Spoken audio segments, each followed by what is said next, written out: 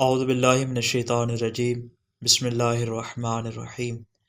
تیتر کا شمار بھی حلال کو جانور میں ہوتا ہے۔ علاوہ ازیں یہ ایسا گوشت ہے جو کہ یرکان کی بیماری کے لیے بہت زیادہ مفید ہے۔ علی ابن مہزیار کہتے ہیں کہ میں امام محمد باقر علیہ السلام کے ساتھ دسترخوان پر موجود تھا کہ آپ کے سامنے ایک تیتر لایا گیا تو امام علیہ السلام نے اسے دیکھ کر ارشاد فرمایا، یہ بہت ہی بابرکت گوشت ہے اور میرے بابا اسے بہت زیادہ پسند فرمایا کرتے تھے، اور آپ یہ حکم دیا کرتے تھے کہ جس شخص کو یرکان کی بیماری ہو اسے یہ گوشت پکا کر کھلاؤ، اس لیے کہ یہ اسے ضرور فائدہ دیتا ہے۔ تیتر کی مانند چکور کا گوشت بھی بہت سی بیماریوں کے لیے مفید فائدہ ہے کہ جس میں سب سے اہم بیماری بخار کی بیماری ہے۔ علاوہ ازیں یہ اس شخص کے لیے بھی بہت زیادہ مفید ہے کہ جس کی پنڈلیاں کمزور ہوں۔